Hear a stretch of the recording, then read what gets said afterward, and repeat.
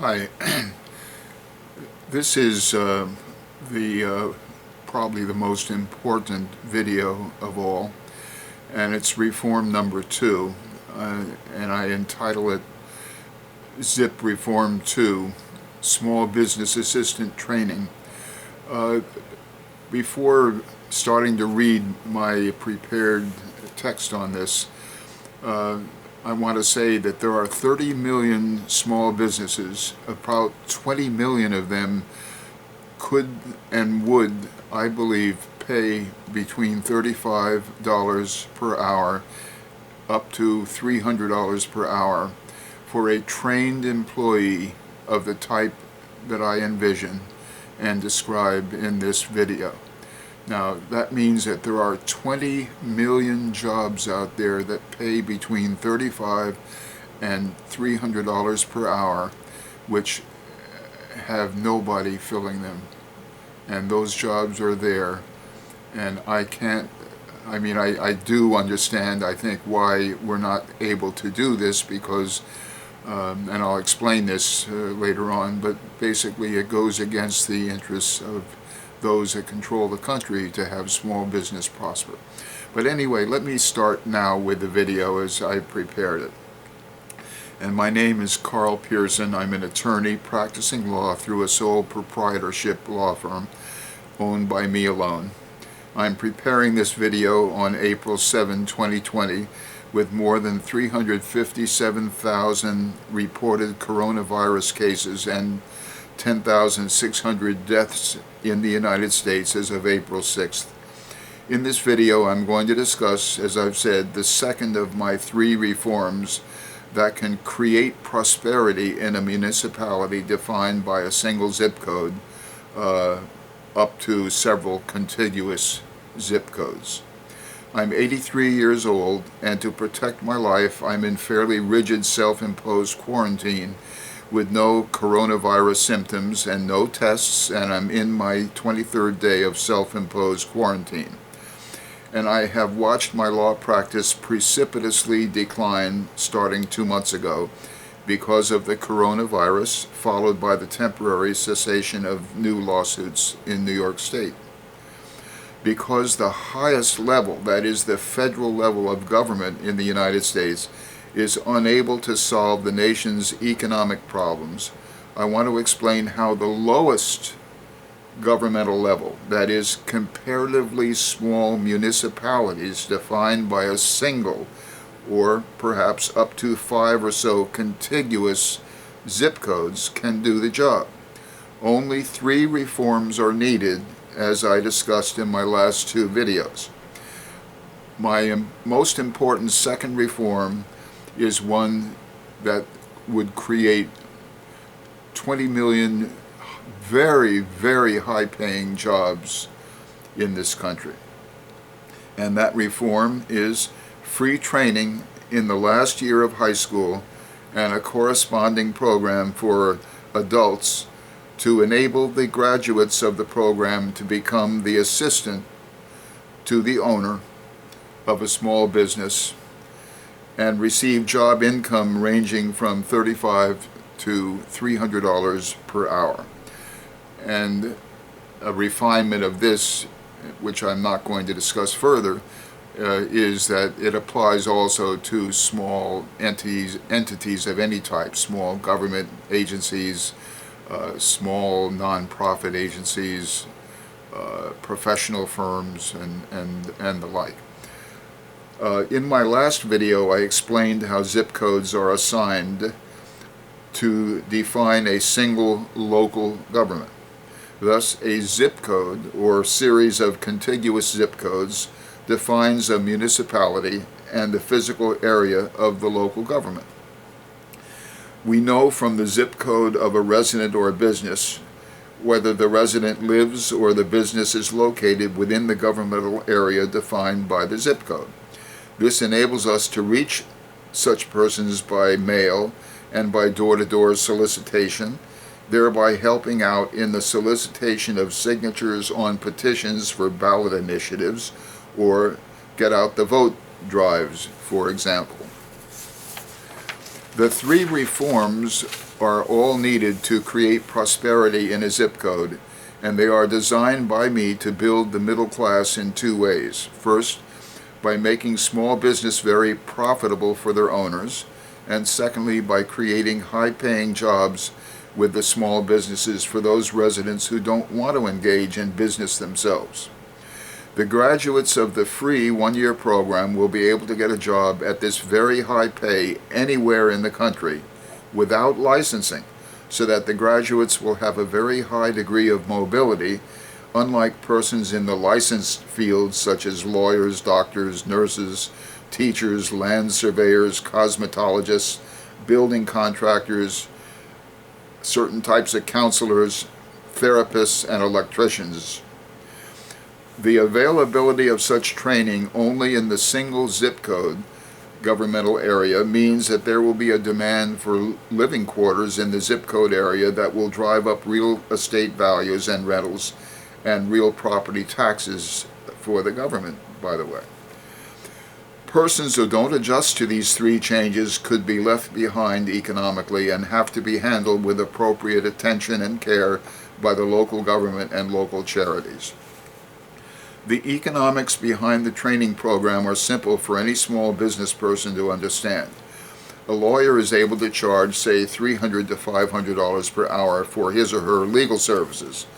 But when taking out the garbage in the law firm, dealing with old and new computer applications, or computer or refrigerator or radiator malfunctions, or ordering toner, paper, and other supplies, and doing payroll, paying suppliers, ordering other items, billing clients or customers, balancing checking accounts, paying various taxes, avoiding late penalties, and doing the 1,000 other things that a small business person has to handle each year, the owner can't charge the $300 to $500 per hour, and instead merely saves the amount that somebody could have been paid to do that, what I call staff work, if such person could be found. Notice that that staff work is common to any type of business, and therefore we can train people to do that irrespective of the type of business that ultimately hires them. Another point to remember is that in small business there is usually no upward mobility, unlike the military, large government, and major corporations, which also means that small business employees are more apt to leave for a better job elsewhere. These three major types of employers have training programs, and people can go from one step to another and walk up the ladder to their success in those three major types of employers. But small business is not like that at all. This means that even if the small business owner trained the person to do all of these 1,000 things, when the employee leaves, as they always do, the owner would have to find another employee and train that person in the 1,000 things. We're not in the business of training. We're trying to accomplish the work that we have in our small business, and we can't take time out to train. So many years ago, I created, owned, managed, and taught in a school, and had the training program licensed, accredited, and available for federal student loans. The school did not survive. A copy of the now outdated curriculum is available for you, and I have the website address in my description for this video. Small business owners do not have the time to train anyone for the reason that they will leave and require another training period for the replacement. Thus, small business owners do this work themselves because there is no training program anywhere in the country which trains students to be the assistant to the owner of a small business. I know because I was the first and have followed this type of training, but there is none. Training people to start a small business is not the same and is very high risk for the would-be entrepreneur. I seek to train persons to become employees of successful small businesses, not to train people to become entrepreneurs themselves.